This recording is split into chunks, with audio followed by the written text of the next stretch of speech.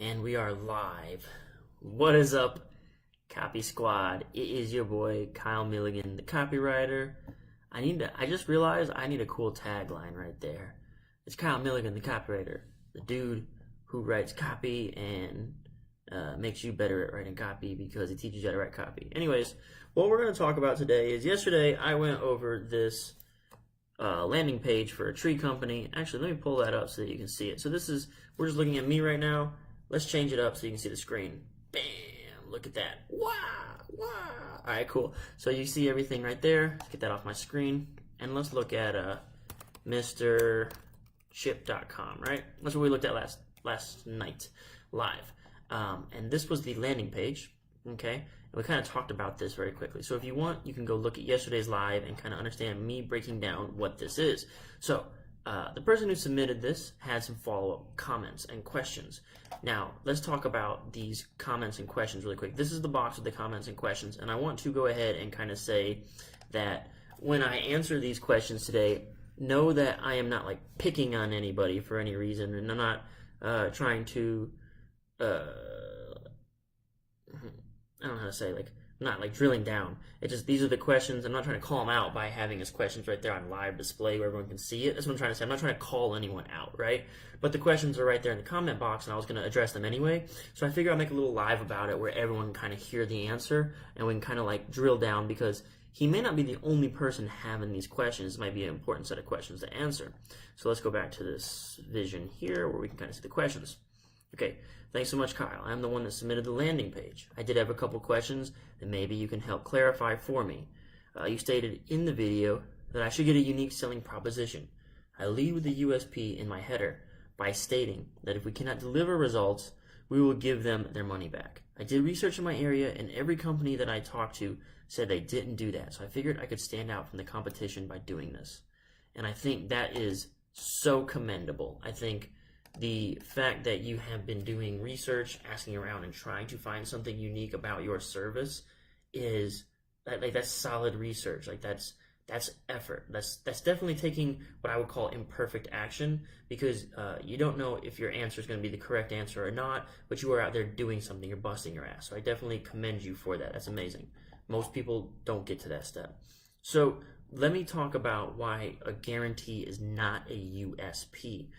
And I'm trying to think of how I want to do this. Do I want to look at my camera, or do I want to look at the page?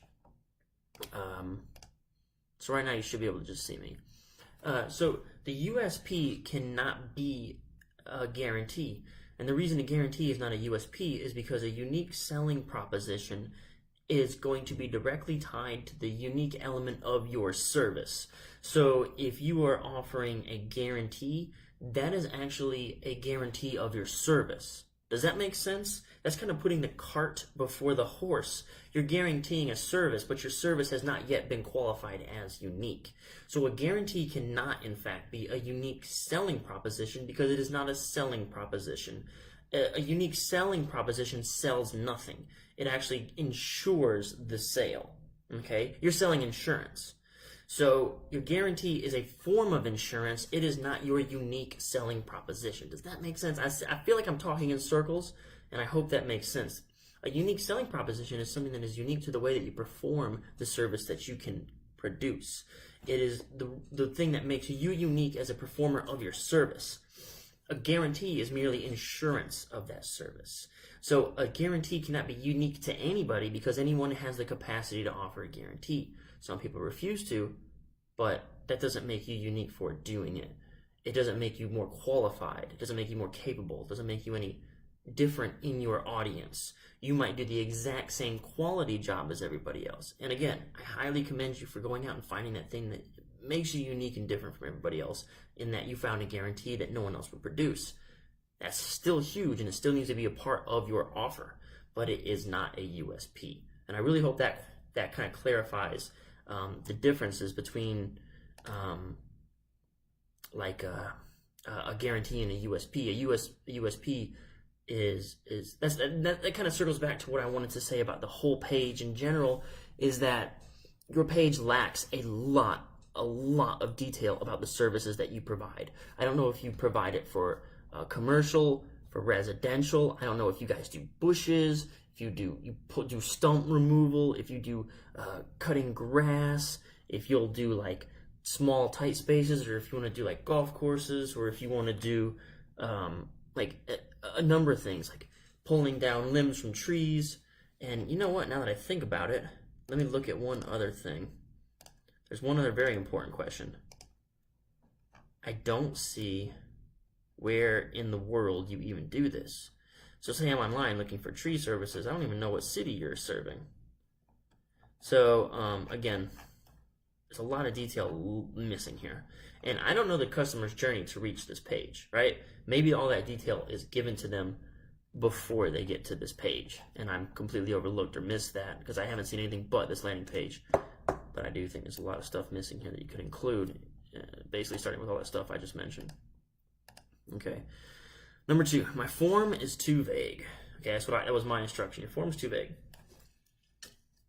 I guess I don't understand what you mean by this. I figured that I was clearly stating that if they wanted a discount on their next tree service, they can submit their info and they will get a coupon via email. What can I do to make this less vague? Okay, so I said that this form here was too vague. Exclusive offer. Send you a $150 voucher for you to use towards your next booking. Fill out the form below so we can email your voucher today.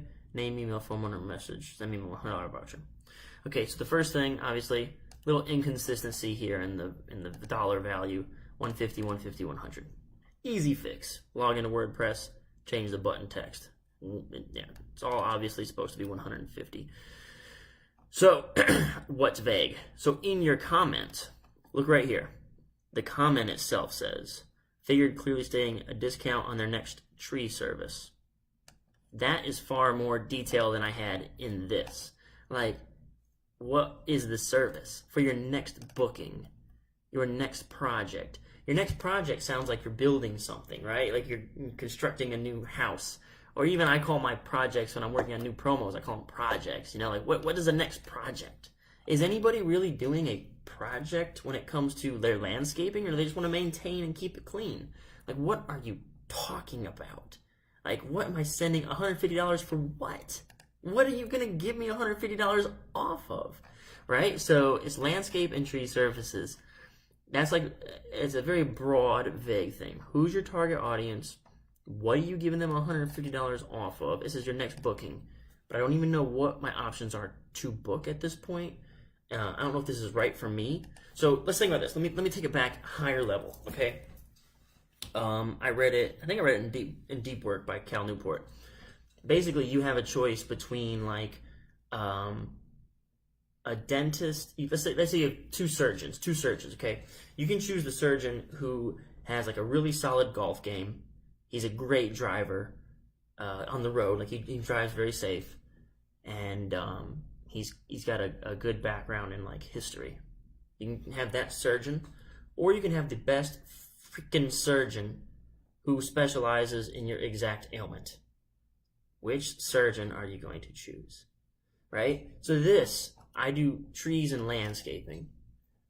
I want a little bit more detail to show that you are the specialist for my needs and you can actually do the thing that you're saying you're going to do. Like really take care of me. So that's one way that you can make this more specific. Your next booking. If you could just say like a very specific service, you might get more of those specific clients because like that's exactly what I'm looking for. Whatever your most popular or cheapest or highest margin service is, you can say, yeah, I'll offer you $150 off that, and bam, bing, bang, boom. You change the copy for that. The other thing is the actual form is actually too vague. Enter your name, email, phone number, message. That's where I get like, what's my message?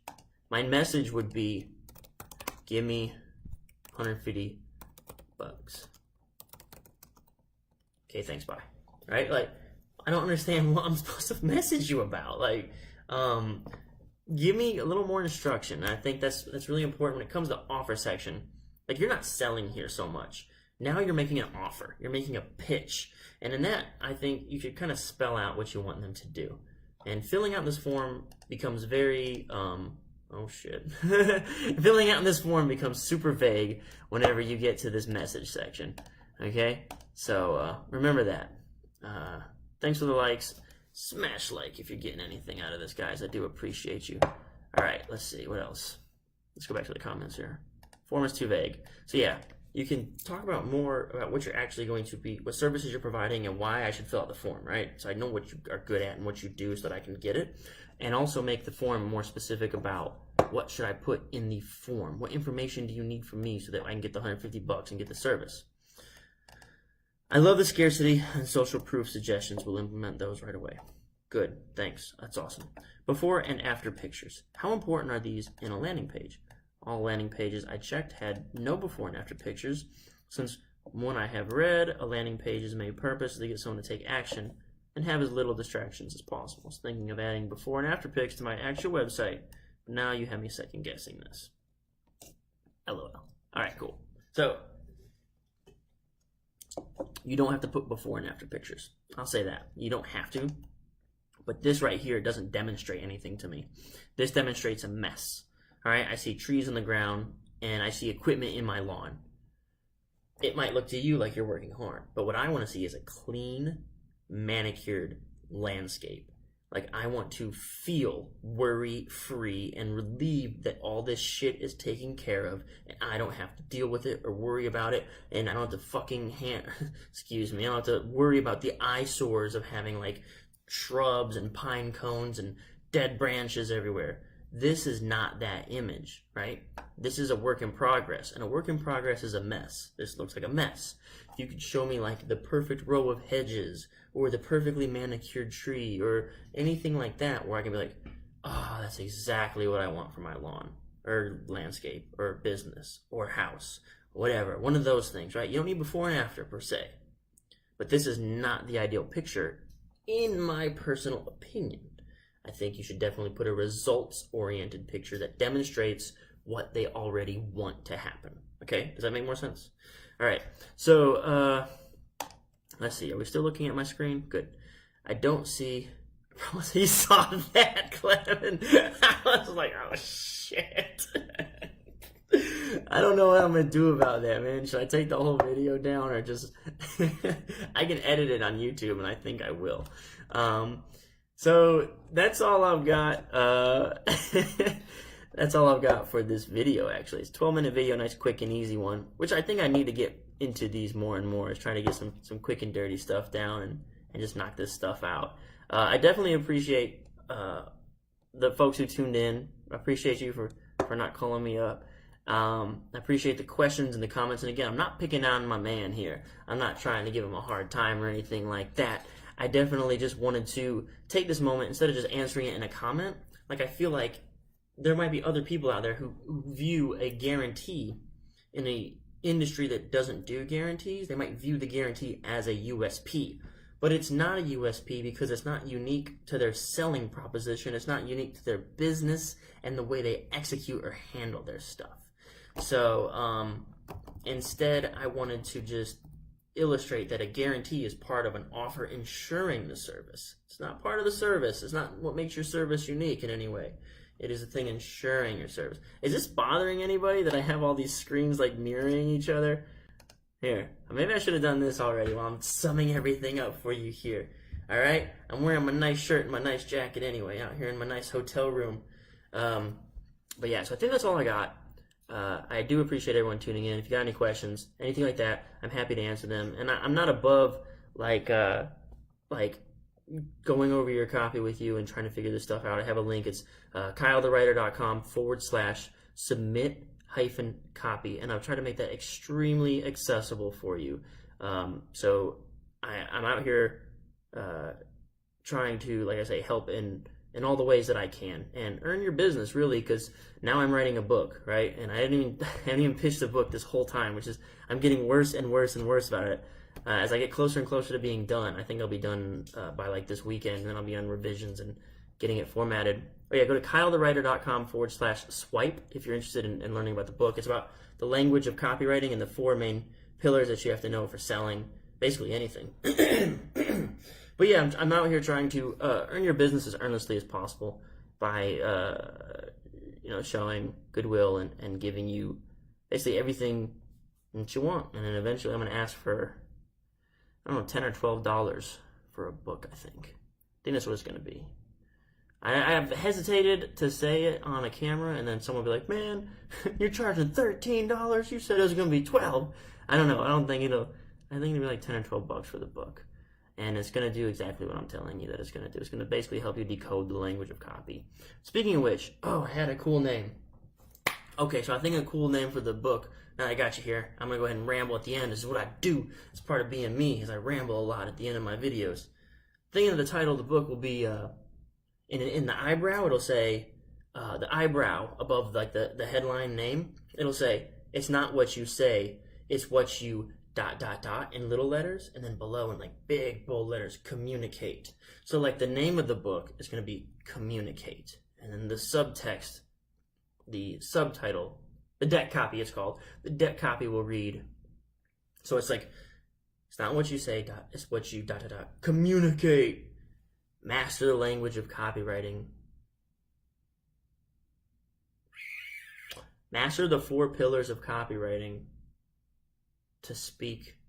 It's got to go something like master the language of copywriting so that you can sell anything. Something like that, right? That's something. That's what I'm thinking about the title. I don't know. Does that sound cool? Maybe you guys like it, maybe you don't. Anyway, let me see what we got going on here. $12 is more than my rent. Good Lord. Jesus Christ. Well, my dude, you gotta get this book so that you can afford rent, dude. I'm gonna teach you how to sell some stuff. Alright guys, that's all I've got for you on this here video. I definitely appreciate everyone for tuning in. Thanks so much, Copy Squad, and I will catch you tomorrow. I'm on a train to New York, and I don't know if I'm allowed to talk about what I'm gonna do. I think so. I'm gonna go hang out with James Altucher. And we'll talk about a project we're working on. I did talk about some of the things that I can and can't share on the channel. I think I'm allowed to talk about some of the projects I work on. More details on that next video, I think. Peace out, guys. Where's the end of the video? I should have thought of that first. Okay, bye, for real.